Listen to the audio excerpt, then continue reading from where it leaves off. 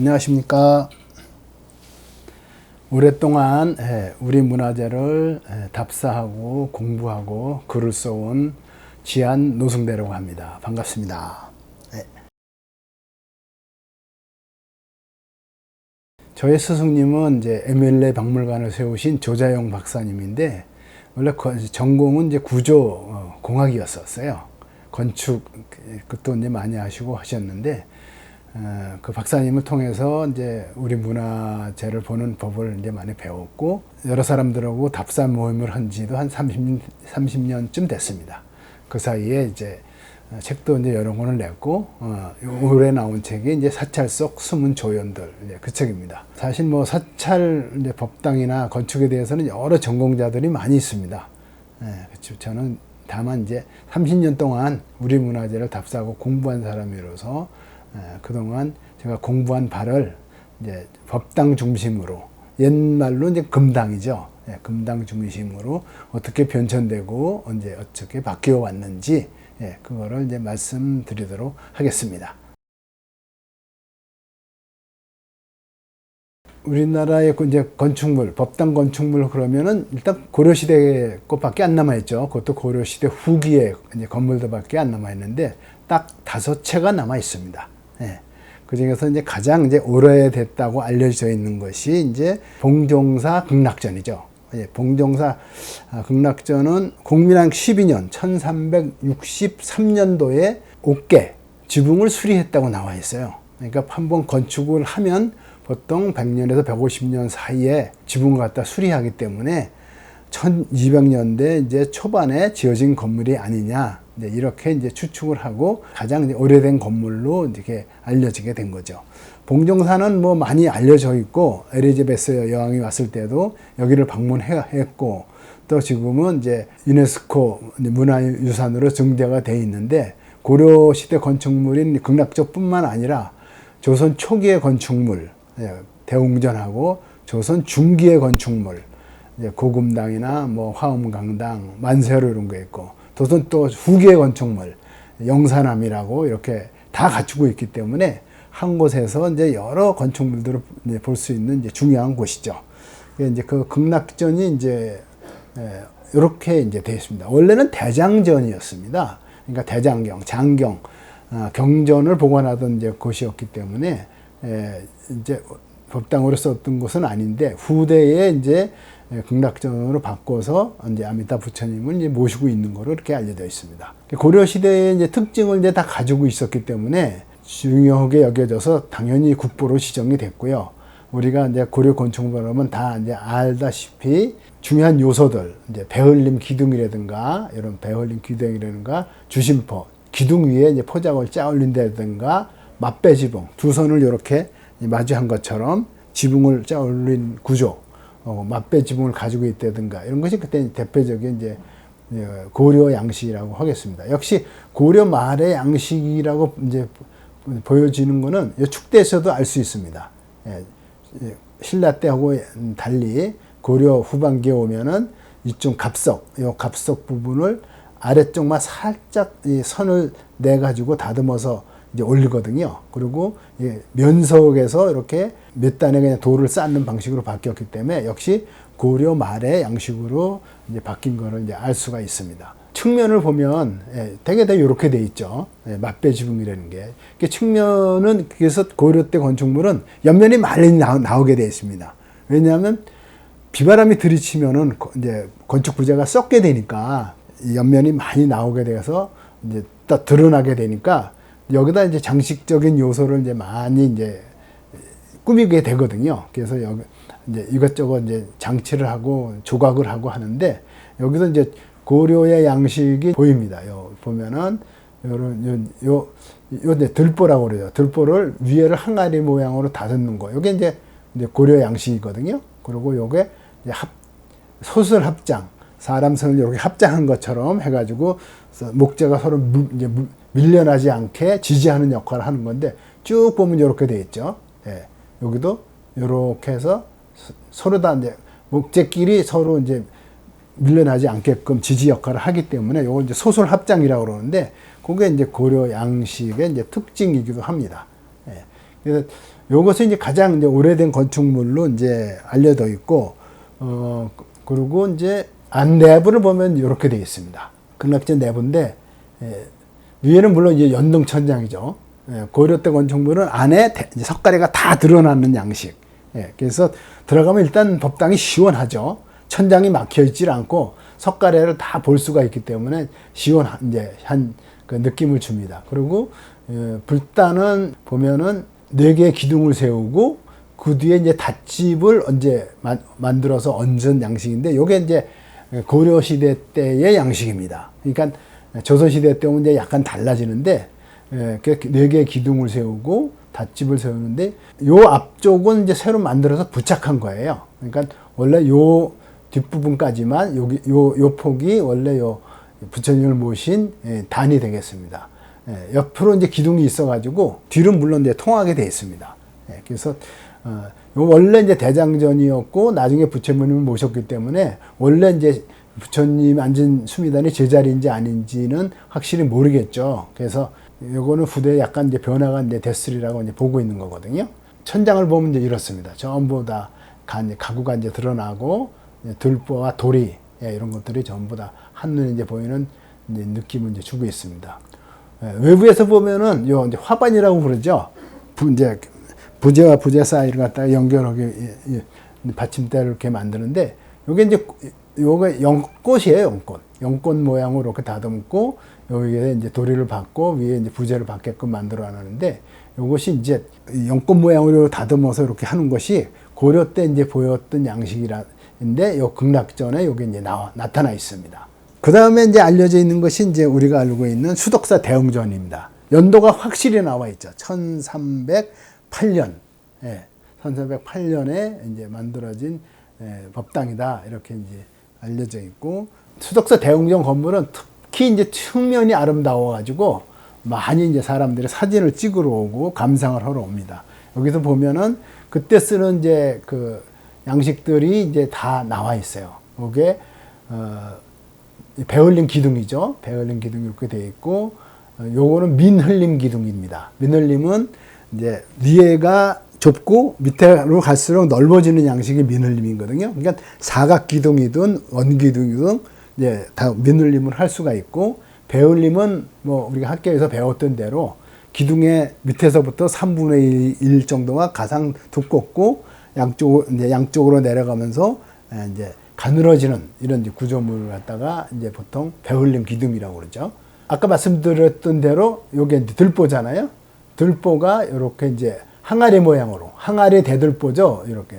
그래서 그냥 줄여가지고 항아리보 뭐 이렇게 얘기를 합니다. 요렇게 이제 항아리 모양, 여기도 요렇게 이제 항아리 모양으로 깎여 있죠. 예. 그리고 이제 이 초각, 요 부재에다가 덩굴무늬 모양을 갖다가 이제 각을 해가지고 이제 멋을 내는 거예요, 말하자면. 예. 그래서 옆면에서 봤을 때도 이제 우아하게 보일 수 있게끔 이렇게 멋을 냈기 때문에, 요것도 이제 장식적인 요소가 고려 때만 이렇게 유행을 이제 하고 조선 시대에 오면은 차츰 이제 없어지게 되거든요.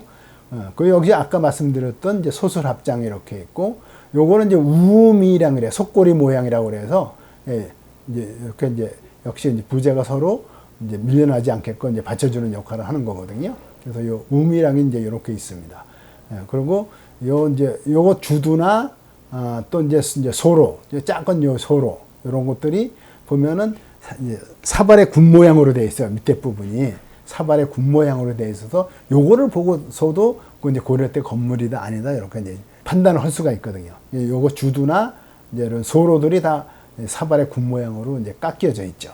맞배 지붕 양식은 원래 그래서 이제 장엄한 건물, 이제 웅장한 건물, 이제 근엄한 건물에 쓰이는 양식이기 때문에, 조선 시대 때도 건물에다가 이제 많이 썼고, 이제 서울 종묘의 정전입니다. 역시 이제 맞배 지붕을 해놨죠. 장중한 건물에는 이제 옛날부터 쓰던 방식이고 계속 이제 조선 시대 말까지도 이제 이어지게 됩니다. 그 다음에 이제 알려진 것이 이제 우리가 잘 알고 있는 이제 부석사입니다. 부석사.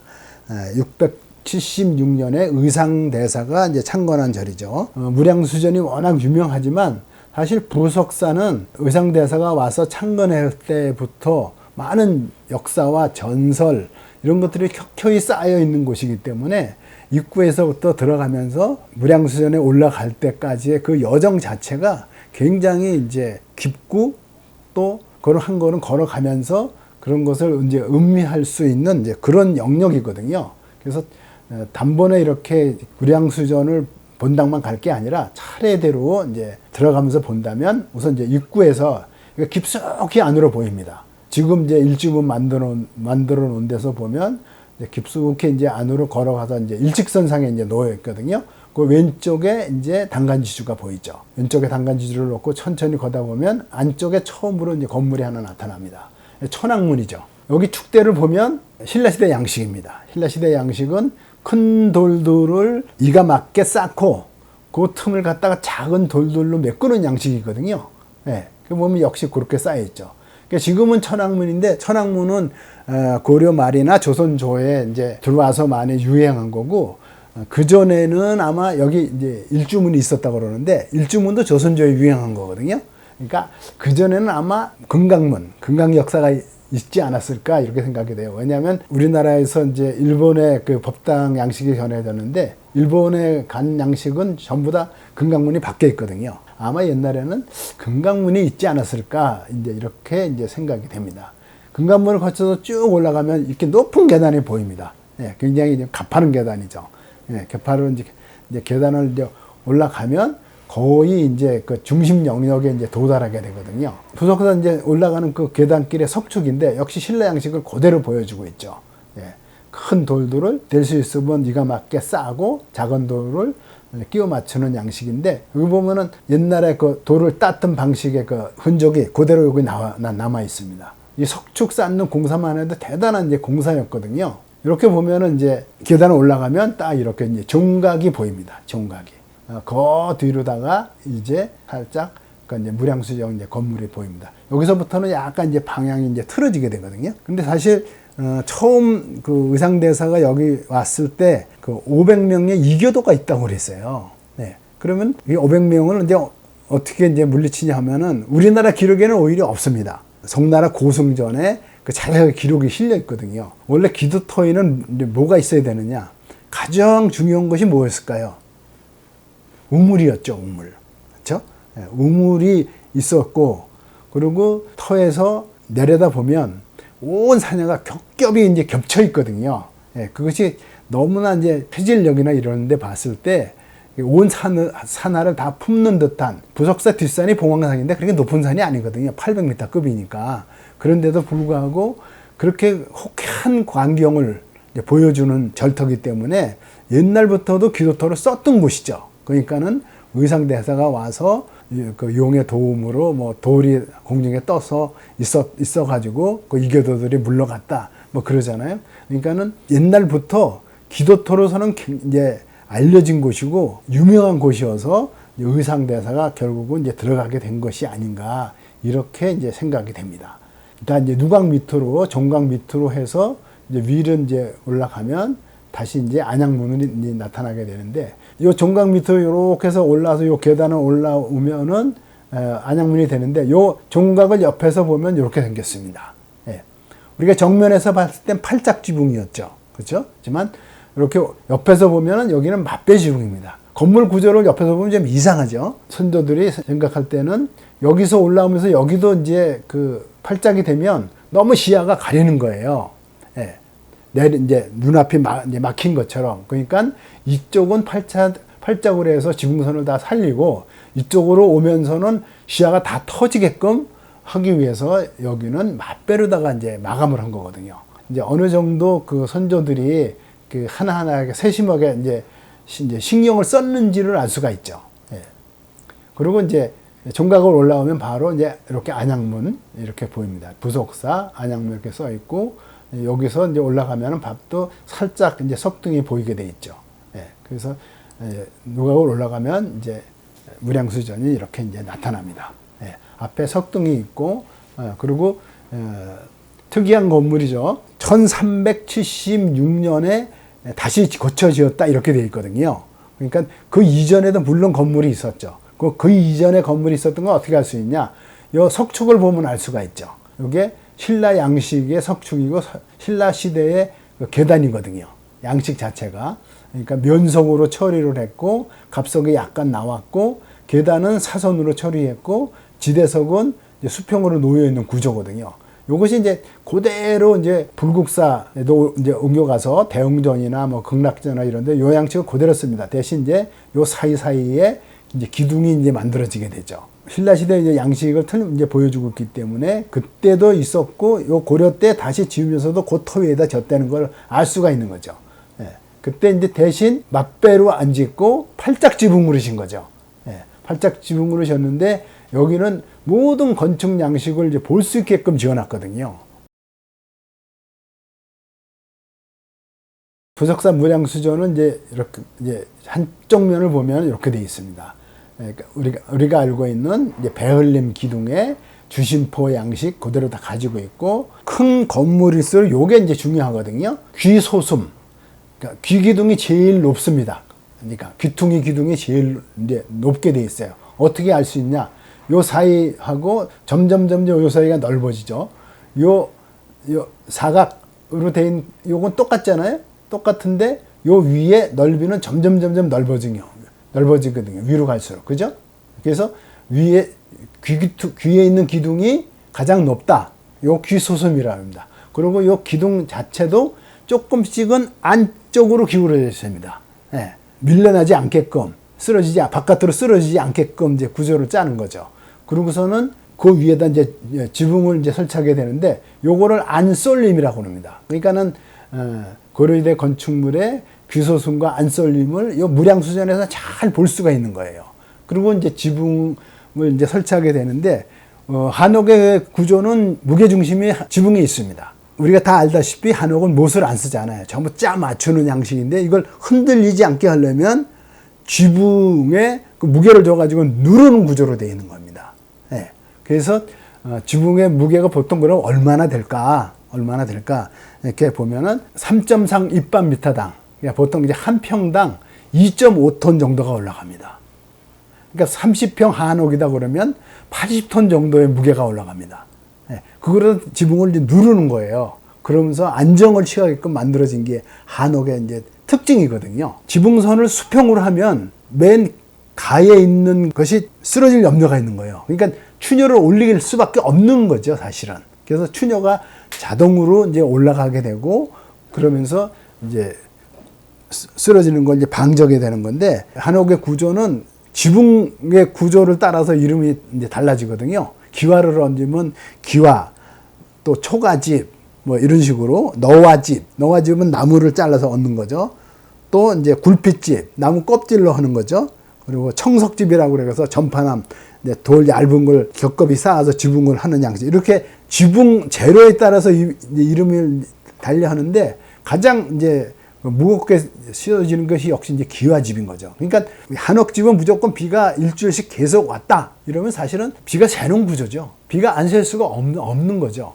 보통 이제 우리나라 날씨는 3, 4일 오면은 비가 그치고 장마 때도 그치면은 이제 습기가 다 이제 지붕을 통해서 날라 올라가는 거예요. 그래서 일주일 이상 비가 왔다 그러면 사실은 다 어느 집인데 한옥은 세개되어 있는 겁니다. 그래서 한옥을 이제 숨 쉬는 집이라고 이렇게 부르는 이유가 이제 그런 식으로 자연 속에서 이제 습기를 강제적으로 배출하는 게 아니라 날씨에 의해서 이제 해가 나면 습기가 하늘로 올라서 배출이 되게끔 이렇게 이제 짜여진 이제 구조가 이제 한옥인 거죠. 여름에 이제 더운 거에 대비해서는 무량수전이 이런 이제 구조를 가지고 있죠. 들어 열게 이제 고리인데 요 문을 들어갖고 여기다 얹게 되는 거죠. 그러니까 법당의 바람이 다 통할 수 있게 이제 만드는 거고 이제 여는 문은 이런 식으로 양옆에 이렇게 이제 배치를 한 겁니다. 그러니까 살짝만 지금 이제 바람에 들어오게끔 받침대를 이제 받쳐놓고 있는 건데 이거 더 올리면 여기다 내가 걸 수 있게 되어 있는 거죠. 모든 문들을.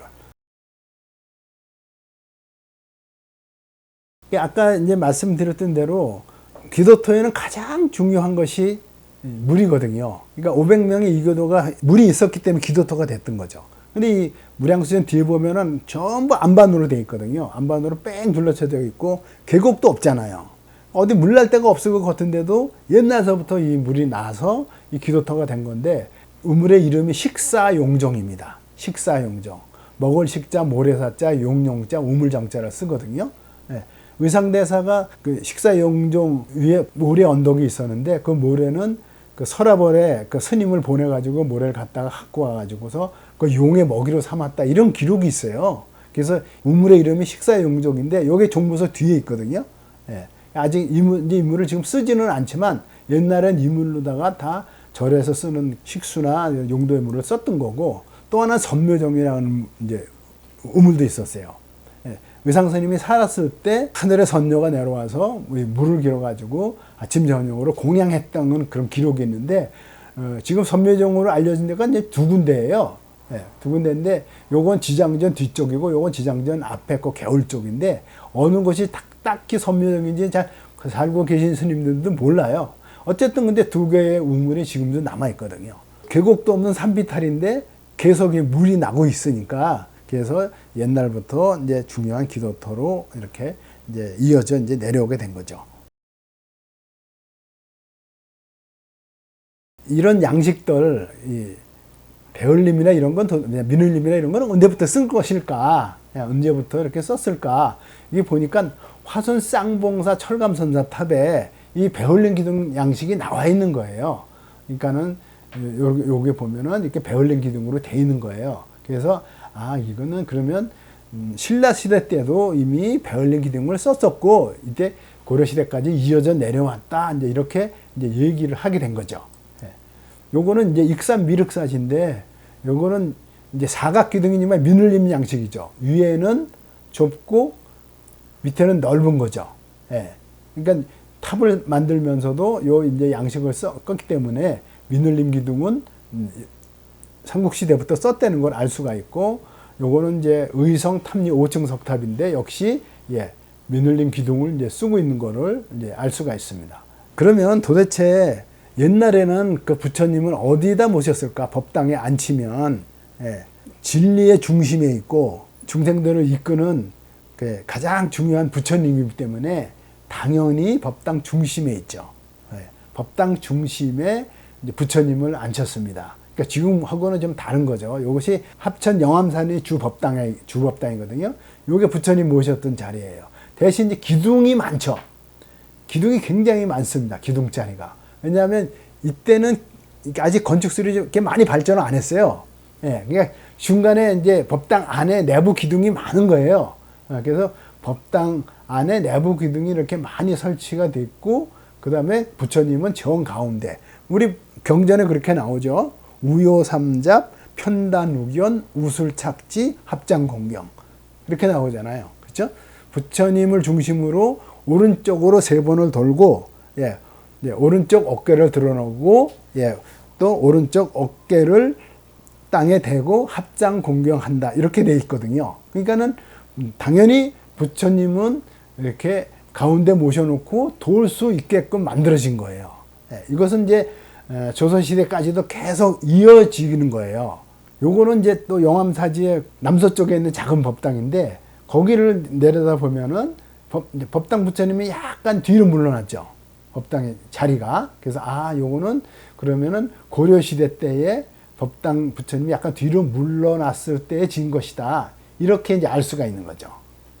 그래서 역시 이제 법당이 이렇게 있었다면은 약간 뒤로 물러난 형식으로 구성이 됐다. 이런 걸 알 수 있고, 요거는 이제 원조 고돈사지 이제 법당터예요. 신라 때 절터죠, 여기는. 당연히 석불 대자만 남아있고 부처님은 없어졌지만 정중앙에 있습니다. 신라 때는 정중앙에 있다는 거를 이제 확실히 알 수가 있고, 여주 고달사제, 요건 이제 고달원이라고 그래서, 고려 초기에 아주 그 굉장히 큰 이제 선방이 있었던 곳이죠. 선원이었던 곳이죠. 고달 선원이었으니까. 여기도 역시 법당의 정중앙에 석불 대자만 남아 있습니다만은 역시 부처님은 정 가운데 있었다는 것을 이제 알 수가 있습니다. 그럼 수덕사 대웅전은 어떤가? 수덕사 대웅전의 수미단은 요 가운데 것만 고려 양식입니다. 가운데에 요 목조로 되고 요 밑에 이제 금강저 무늬도 있고 이렇게 했는데 왜 이걸 알 수 있냐면은 요 밑에 기단부 땅에 닿는 지대석 요 곳이 돌로 되어 있습니다. 돌 위에 요 목조 가구를 쫙 맞춘 거거든요. 그래서 원래부터 이제 요 기단부는 여기에 있었다는 걸 이제 알 수 있었고, 요 이제 수미단도 이제 그 위에다 짜는 거고, 요것이 그래서 고려 양식인 걸 알 수 있었는데, 요런 그 꾸미개나 요런 양식이 이제 북한에도 있고, 그리고 부석사 무량수전 수미단에도 역시 요런 이제 양식이 보이거든요. 그래서 요거를 이제 평면도로 보면 요렇게 되어 있습니다. 요 양쪽의 거는 후대에 나온 거고, 요 이제 육각으로 된 거는 원래 이제 부처님 이제 수미단이거든요. 그래서 중심부에서 약간 뒤로 물러나 있다. 예.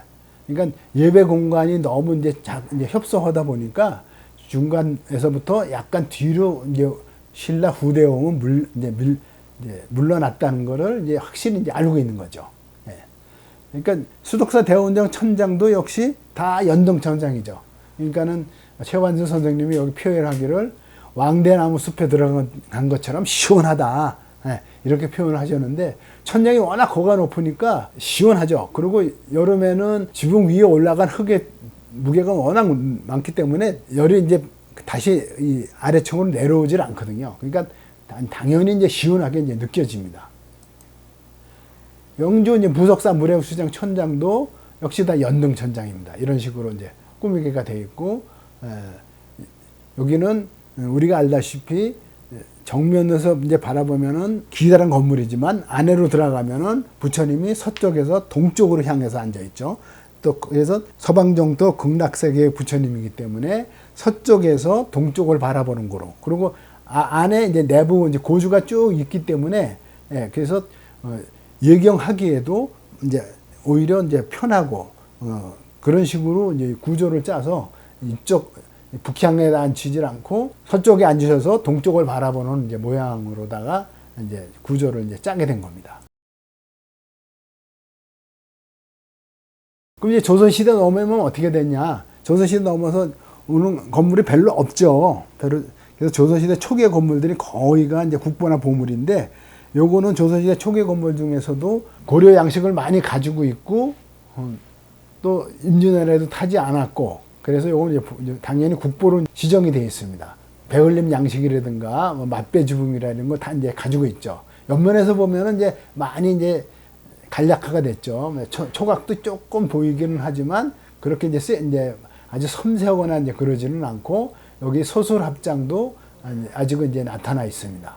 안에 들어가면 이제 이렇습니다. 극락보전 내부에 들어가면 이렇게 부처님이 있고, 위에 이제 닷집이 이렇게 이제 천장에 이제 나타났어요. 아까 무량수전이나 봉정사 극락전 같은 데는 4개의 기둥 위에다가 닷집을 시설했는데, 천장에다 부착하는 형태로다가 이제 이 닷집이 나타난 겁니다. 안에 파진 형태로 해서 여기다 이제 용을 이제 그렸는데, 요거 이제 차츰차츰 이제 밖으로 돌출돼서 나오게 되는 것이 조선시대의 이제 양식이 되거든요. 그 맛배 지붕은 이제 조선시대 와서도 계속 이어지긴 합니다. 그렇지만 비바람이 제일 이제 문제이기 때문에, 그래서 요 바람막이 판을 달게 됩니다. 맛배 지붕으로 지었을 때에는 비바람이 들이치지 않게끔 이렇게 풍판을 달게 되니까, 달게 되니까는 많이 이제 튀어나오지 않아도 기둥하고 풍판하고 사이가 이제 많이 좁아진 거죠, 말하자면. 팔짝과 이제 맛배 지붕은 그래도 계속 조선시대에도 이제 유행이 됩니다.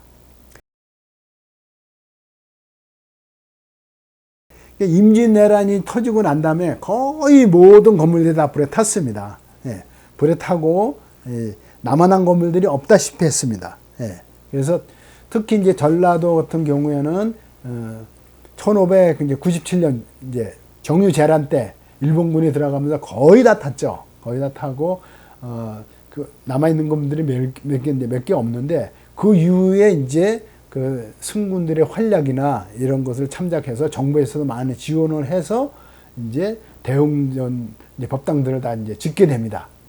그 중에서도 이제 제가 임진왜란 이제 후에 지어진 건물 중에서 가장 잘 지어졌다고 생각하는 건물이 부안 계암사 대웅보전입니다. 뒤에 이제 바위를 배경으로 대웅보전을 이제 앉혔는데, 목재의 굵기라든가 이제 이 지붕선의 느낌이라든가 이제 튼실함, 단단하게 느낀 이제 안정감이라든가 이런 거 봤을 때 굉장히 정말로 정성을 들인 건물이다. 이제 이렇게 이제 보고 있거든요. 요게 1636년에 졌습니다. 예. 요때가 요 해가 무슨 해냐면은 바로 병자호란이 일어난 해입니다. 청태종이 이제 인조하고 다투면서 이제 인조가 남한산성으로 피난간 다행히도 요게 그 이전에 완공이 됐어요. 예. 그러니까 12월 달에 전쟁이 일어났는데 그 전에 이제 완공이 이제 된 거거든요. 그래서 요 건물을 이제 자세히 보면 너무나 섬세하면서도 그리고 이제 힘차게 만들어진 건물입니다. 이것이 이제 주두입니다. 기둥 위에 바로 주두요. 주두거든요. 주두를 연잎 모양으로 다 깎았습니다. 연잎 모양으로 깎아가지고 다듬어서 이제 멋을 낸 겁니다. 말하자면. 다른 데하고는 완전히 차별성을 띠게 됩니다. 이 첨차. 이 첨차를 갖다가 연잎 모양으로 다듬어서 소로를 받게끔, 또 연꽃 모양으로 다듬어가지고 또 소로를 받게끔, 또 연꽃 모양으로 만들고 이런 식으로 교차해가면서 연꽃, 연잎 이런 식으로 만들어서 굉장히 화려하게 조각을 한 겁니다. 연꽃이 가방에다 피어난 것처럼 이렇게 이제 다듬었거든요. 그리고 나중에 청룡의 정면, 황룡의 정면을 목판에다 새겨가지고 요거 다시 이제 걸어 놓은 거예요. 그거는 요거 보통 우리가 이제 도깨비라고 많이 했어요. 예전에 다닐 때 이 도깨비 얼굴이다 내가 많이 그랬는데 이것이 청룡, 황룡입니다. 이런 것을 어떻게 알 수 있었냐? 여길 가면 확실히 알 수 있습니다. 영광, 불갑사, 대웅전, 충량입니다. 이제 용의 몸이 보이죠. 여기도 용의 몸이 보이고, 충량에 되게 용의 머리를 입체적으로 깎아가지고서 이제 부착을 하든지 얻는 형식인데, 여기는 판에다 깎아가지고서 용의 머리를 갖다가 이제 부착을 해놓은 겁니다. 용의 이제 정면상인 거죠, 말하자면. 그래서 이것이 요게 이제 청룡, 황룡을 이렇게 하는, 요게 청룡, 요게 황룡을 한 거구나. 그래서 법당 정면에 있는 건 청룡과 황룡입니다. 계암산 대웅보전 그 현판 위에 있는 건 청룡과 황룡의 정면상이고, 여기는 재미있는 것이 대웅보전 동쪽과 서쪽에 처마 밑에 동쪽에는 청룡, 서쪽에는 백호의 머리를 깎아서 얹었습니다. 이게 임진왜란 후에 이제 화재를 물리치기 위해서 사신을 응용한 거죠. 청룡, 백호, 주작 혐의 중에서 이제 청룡, 백호를 갖다가 아예 깎아가지고 추녀 밑에다 설치를 한 거거든요. 청룡, 백호, 주작 혐의를 다 그려놓은 데도 있습니다. 그렇지만 여기는 깎아서 이렇게 배치를 했다. 이런 것을 알 수가 있고, 또 내부로 들어가 보면 이제 용도를 9마리를 배치를 했습니다. 요 사방 구퉁이에 4마리, 그리고 정면에 요 3마리, 그리고 충량에 2마리. 그래서 총 9마리 갖다. 구령이면 굉장히 상징인 거죠. 구령이면 그 중개에서 굉장히 상서로움의 극치라고 생각을 하고, 또 부처님이 태어났을 때 구령토수라고 해서 9마리의 용이 물을 토해서 목욕을 시켰다 할 정도로 상서로움을 상징하기 때문에 이 법당 지킴으로 이제 9마리의 이제 용을 동원을 한 거죠. 자세히 보면 용의 꼬리도 이제 보이는 데가 있습니다. 이것도 조각해서 다 끼워놨습니다. 또 봉황 날개도 이렇게 만들어 놓은 데가 있습니다. 또 봉황이 이게 연잎을 물고 있는 것도 조각을 한 데가 있습니다. 그러니까 계암사 대웅보전에는 진짜 굉장히 그 정성을 많이 이제 들인 이제 건물이라고 하겠습니다.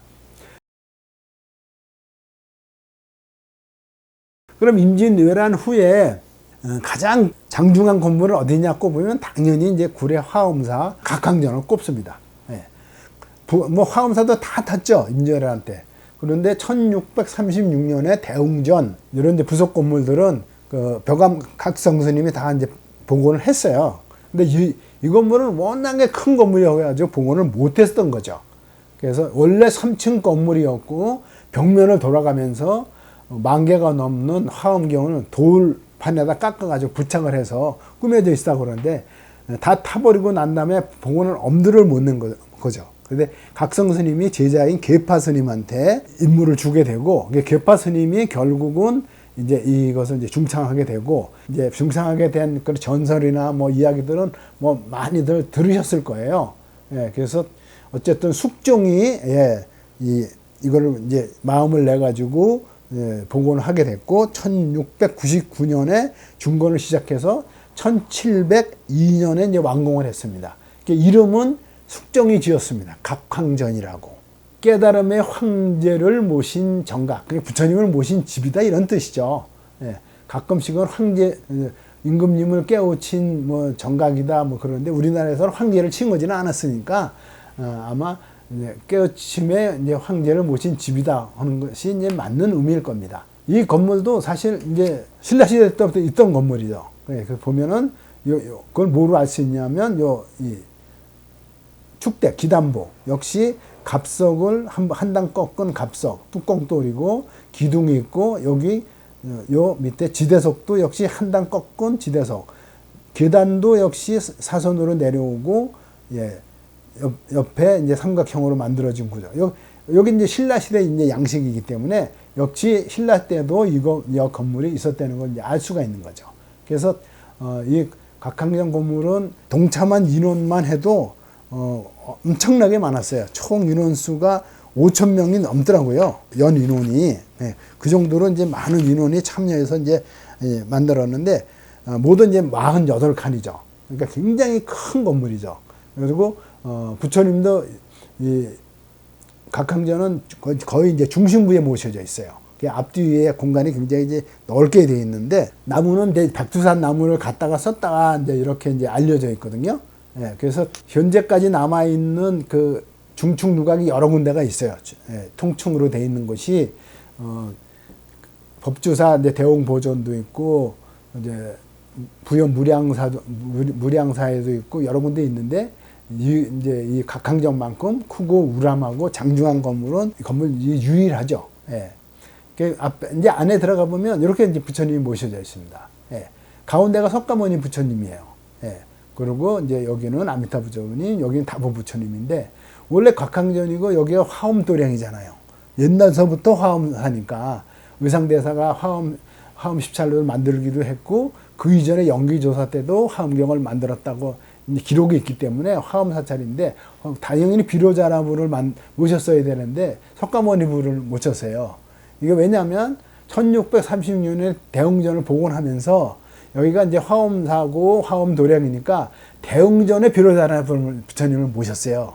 그러니까 비로자나부를 두 번 모실 수가 없으니까 사실은 대웅전에 비로자나부를 모셨기 때문에 각항전에는 석가모니 부처님을 모시게 된 거예요. 앞서 이제 그 대웅전을 먼저 복원하고 이제 비로자나부 부처님을 모시기 때문에 이제 이렇게 이제 배치가 조금 이제 달라지게 된 거죠. 예. 그리고 이제 조선 시대 이제 후기에 오면 불회사 이제 대웅전이거든요. 여기가 왜냐하면 그때 이제 이 불회사 대웅전이 왜 중요하냐면 요게 덕룡산 뒤에 산에 덕룡산이 산불이 나가지고 요 불회사 건물들이 몽땅 다 탔어요. 그래서 1798년에 몽땅 다 타고 다시 다 지었는데 1799년에 대웅전 상량을 하고 1808년에 정각을 모두 다 복원했거든요. 그러니까는 임진왜란 후에 모든 그 정각을 복원했을 때 썼던 양식들이 여기 다 들어온 거예요. 조선시대 임진왜란 후에 양식을 보려면 이 건물에 가면 다 볼 수가 있는 거예요. 그래서 우선 현판 양옆에 청룡, 황룡 조각이 나타난 거. 이게 이제 요즘에도 다 이제 이 방식을 따르기 때문에 여기서도 역시 이 양식을 이제 쓰고 있는 거고, 법당 안쪽에는 그 청룡, 황룡의 이제 뒷부분, 꼬리 부분을 갖다 이렇게 조각해서 놨어요. 안쪽에는. 그리고 바깥쪽 이제 추녀, 동쪽 추녀와 서쪽 추녀에는 역시 청룡, 황룡을 또 조각해서 배치를 했거든요. 안에 들어가면은 충량에 역시 이제 용이 나타나는데 용에는 물고기로 물렸어요. 수령이죠. 수령이니까 법당을 잘 지키라는 그런 이제 임무를 갖다 이제 주고 있는 거죠. 그리고 부처님이 앉아 있는 좌대 뒤에도 역시 용을 또 새겼어요. 요게 청룡이고 요게 황룡이에요. 근데 귀가 좀 특이해가지고 어떻게 보면은 이제 뿔이 없이 귀만 있는 용인가 하는데 어떻게 활짝 웃고 있는 것 같기도 하고 하지만 어쨌든 양쪽 기둥에 또 용 조각을 설치했어요. 또 이 닷집에 닷집이 이제 점차 아까 무의사 극락전에서 봤던 것처럼 안으로 들어가 있다가 점차 이제 바깥으로 나와서 내려오게 되는데 부처님 위에 닷집을 설치하고 닷집 안에 용의 조각이 나타나서 부처님을 3번 이제 모셨기 때문에 용도 3마리를 갖다 배치해가지고 모시게 된 겁니다. 전체를 보면 이렇게 돼 있죠. 부처님이 비로자나 버리고 양쪽에 이제 보살님 2분을 이제 모시는 구조로 돼 있거든요. 그 여기 이제 닷집에 그런 용이 셋이 있고, 아까 봤던 용이 여기 있고, 또 이쪽 기둥에도 또 용이 배치되어 있는 겁니다. 천장에는 이제 그 임진왜란 후에 용이 들어오기 시작하면서 수생동물들도 천장에 다 들어왔거든요. 여기 보면은 연꽃 줄기가 나타나 있어요. 그러니까 수생생물. 연꽃 줄기가 나타나는 건 여기가 물속이라는 거죠. 물속에서 많은 생물들이 살면서 부처님 법도 들으면서 법당을 지키라는 의미를 부여한 거기 때문에 물에 사는 생물들이 다 이제 들어오게 돼서 거북이하고 물고기, 이런저런 생물들이 이제 들어오게 됩니다. 이렇게 보면 여기 물고기죠. 또 여기는 이제 민물에 사는 이제 다리가 긴 새우, 뭐 진김이라고 그러죠. 그거를 또 이제 조각을 해놓은 거거든요. 여기 개도 나타났죠. 개도 나타났고, 거북이 역시 있고, 요거는 뭐냐 하면은 수달의 머리입니다. 수달의 머리가 연꽃 줄기사리의 머리만 빼꼼히 내물고 있는 거예요. 물고기하고는 좀 다른 모양새죠. 그러니까 수달도 역시 수생생물이니까 깎아서 이제 안치해 놓은데도 이제 천은사 극락보전, 수달 조각하는 데도 있거든요. 그러니까 임진왜란 이후에 천장에 나타난 수생생물들을 몽땅 동원해서 조각해 놓은 곳이 바로 나주 불에서 대웅전의 천장입니다. 그리고 이제 가장 이제 그 특이한 건물 중에 하나는 이제 백제 양식으로 가지고 있는 절이 하나 있죠. 바로 완주 화암사입니다. 완주 화암사는 들어가는 입구가 너무나 아름다운 곳이죠. 아까 이제 부석사처럼 계곡은 이제 부석산 계곡이 없었지만 여기 작은 계곡을 들어갑니다. 숲길과 계곡과 또 이 폭포를 위를 지나가는 그 힐링 코스죠.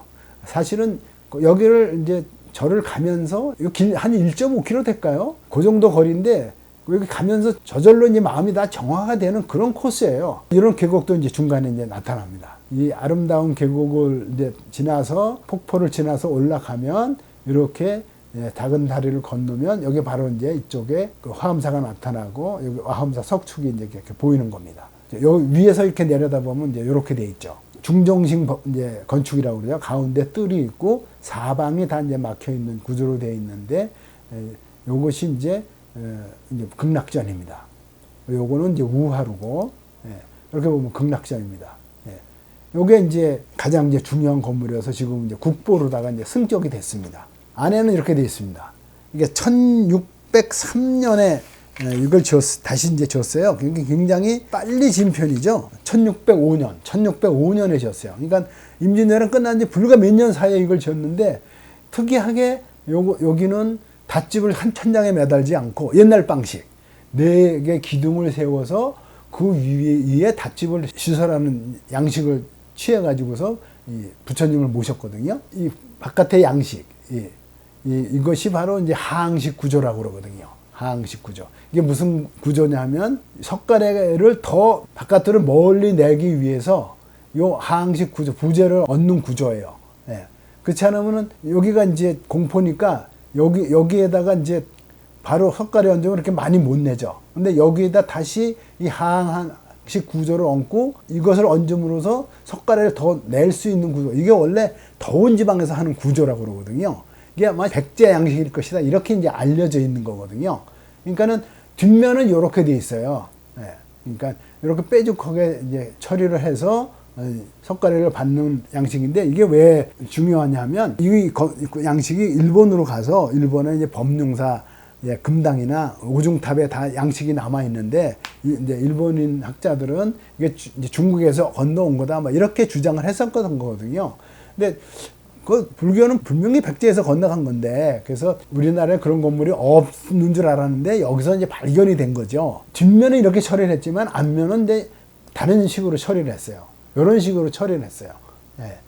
그러니까 좀 다르죠. 여기가 이제 뒤에 뾰족하게 됐던 여기 하항식 구조인데 요걸 다르게 처리해서 이게 용의 머리고 여기가 용이 여의주를 들고 있는 모양으로 전부 다 이렇게 조각을 해 놓은 거예요. 조금 더 자세하게 보면 이렇게 되어 있는 거예요. 이 용머리죠. 요 확대면 이렇게 이제 보이는 건데 용머리고 이렇게 자세히 보면 용이 여의주를 들고 있는 거 이렇게 있는 겁니다. 이렇게 하고 이렇게 들고 있는 이제 모양으로다가 전부 용머리 하고 용이 여의주를 들고 있는 구조로다 이렇게 짜는 거예요. 예. 그러니까 용이 수령이고 다른 법당에서도 공법 위에다 전부 다 용을 다 설치한 데도 있거든요. 그러니까 임진왜란 후에 나타난 양식이니까 어쨌든 이제 지킴이로서 용이 이제 법당을 지키라는 의미로 이런 식으로 구조가 짜여진 겁니다. 그럼 이제 요즘에 들어와서는 이제 저희가 이제 가장 중요한 게 법당, 금당을 모시는데 어떻게 이제 만들어 갈 거냐. 예. 옛날 것만 답습할 게 아니라 새로운 법당, 새로운 사찰도 많이 이제 나타나야 되겠죠. 예. 법당을 새로 짓는 거로는 이제 가장 그 모범적인 것이 순천 성광사 대홍보전 아닌가. 이제 이렇게 이제 생각을 하는 거예요. 왜냐하면 이게 1988년에 이제 준거는 건데, 원래 이제 한국전쟁 이제 타고 조그맣게 지어서 있다가 복원하면서 이렇게 이제 만들어진 건데, 좀 특이한 구조죠. 지붕선이 벌써. 여기 A자형 구조입니다. 안에 평수는 108평을 잡은 거고, A자형 구조를 이렇게 짜고, 요때 이제 감리를 간성미술관의 최완수 선생님하고, 또 이제 한옥 전문가인 신용훈 선생이 감리를 하고, 또 그때 이제 대표적인 대목장인 조희환 대목장이 참여를 해서 이 건물을 만든 거거든요. 조금 이제 새로운 방식, 저희가 가서 예경하고 이렇게 편리한 구조로 이제 만들어지면서도 옛모습을 가진 그런 그 법당이 만들어져야 되지 않냐, 이제 이렇게 이제 생각을 하는 거죠. 근데 시대가 변하고 사람들의 요구사항도 이제 달라졌잖아요. 하다못해 뭐 화장실이라든가 뭐 이런 것들도 이제 요즘 아이들은 이제 옛날 화장실 안 가지 않습니까? 그런 것도 다 이제 새로 짓는 이제 사찰에서는 다 반영할 수밖에 없는 거죠. 여기가 이제 산청 수선사 여여문인데, 수선사가 참 잘 지어진 사찰인데, 원래는 이제 이렇게 사람들이 드나들 수 있게 한 건데, 너무 이제 자연석 계단을 하다 보니까 위험하고 해서 요즘은 닫아놨어요. 예, 그렇지만 요 옆으로 이제 다시 통행을 할 수 있게 해놨는데, 위에서 이제 내려다보면 이렇게 이제 돼 있습니다. 예. 연못이 있고, 따로 이제 연꽃이 피어 있는 거죠. 연못을 돌아서 나올 수도 있고, 여기 이제 요사채도 있고, 차도 팔 수가 있고, 예. 다시인데, 이렇게 이제 이렇게 올라가면은, 여기에 또 이제 또 차실이 있고, 예. 여기에 이제 스님들 사는 이제 공간들이 있고, 이것이 법당입니다. 여기에 이제 수각이 있고, 예. 그래서 조경이 엄청나게 이쁘게 해놓은 곳이에요. 그래서 수많은 사람들이 여기를 이제 찾아오고 와서 쉬기도 하고, 뭐 딱히 뭐 불교 신자 아닌 사람들도 많이 오는 곳 중에 하나거든요. 그러니까 와서 둘러보면서도 그냥 힐링이 되는 곳이니까, 그러니까 이제 사찰도 점점 이제 변화해가는 이제 모습을 보여줘야 하는데, 그 중에서 이 산청 수선사가 산종 사찰로서는 대표적인 케이스 아닌가. 이렇게 생각이 이제 됩니다. 또 이렇게 옆면에서 보면 이렇게 돼 있어요. 그러니까 요 위에는 이제 찻집이기도 한데, 여기서 전부 다 연못을 내려다 볼 수 있게끔 이렇게도 돼 있거든요. 그러니까 요소요소에 연못, 여기도 연못이 있죠. 조그만 탑도 배치하고, 그래도 하여튼 조그만 사찰인데도 불구하고 굉장히 아기자기하고 옛맛도 있으면서, 깔끔한 단아한 맛을 이제 보여주고 있는 사찰입니다. 법당 마당에 이제 연못입니다. 연못에도 이렇게 소나무나 뭐 배롱나무, 수생식물들을 배치해서 정말 한번 다녀와서도 다시 가고 싶은 생각이 들 정도로 아름다운 사찰입니다. 또 내부도 이제 앞으로는 이제 바뀌어갈 거라고 이제 봅니다. 내부도 강화전동사 무설전이거든요. 여러 작가들이 참여를 했어요. 그래서 옛날 방식이 아니라 부처님을 여러 번 모시고 보살님도 많이 모시더라도 좀 더 세련되고 시대에 맞게 편안하고 이런 건물 구조를 가야 된다고 생각을 하고, 강화전동사 무설전이 이제 시범적인 케이스로 이제 이런 식으로 구조를 짠 게 아닌가 이렇게 생각이 돼요. 불단이 있고 뒤에 이제 태화도 좀 색다른 구조로 짠 거죠. 옛날 방식만 고집하지 않고 새로운 모습으로 이제 변화해서 이제 나타난 이제 모습입니다. 또 바깥쪽에는 이렇게 그림도 걸어서 이제 감상을 할 수가 있고, 뭐 이런 식으로 해서 조금 이제 현대화된 이제 법당이라고 이제 봐야 되겠죠. 그러니까 이런 식으로 앞으로도 이제 옛날 모습의 법당, 부처님을 모신 법당도 중요하고 보존도 잘 해야 되지만, 시대가 바뀌고 사람도 바뀌고 문화가 바뀌었으니까 새로운 스타일의 또 새로운 사람들에게 맞는 그러한 그 공간이나 그런 법당이 이제 돼야 되지 않을까 이제 이런 생각을 이제 합니다. 어쨌든 오늘은 그 법당 건축이 이제 어떻게 이제 조금 이제 변화되어 왔는지, 예, 그 부처님 위치는 이제 어떻게 이제 변해서 왔는지, 예, 조선 시대까지는 어쨌든 부처님을 돌게다 만들어져 있었지만 요금은 완전히 법당 이제 벽에 이제 부처님이 붙어 있는 상태로 이제 조성을 하잖아요. 그러니까 어차피 다 변하고 있는 거니까 시대의 조류에 맞게 불교 문화도 불교 건축도 바뀌어야 되지 않느냐 이렇게 이제 생각을 합니다. 오늘은 여기서 이제 마치도록 하겠습니다. 감사합니다.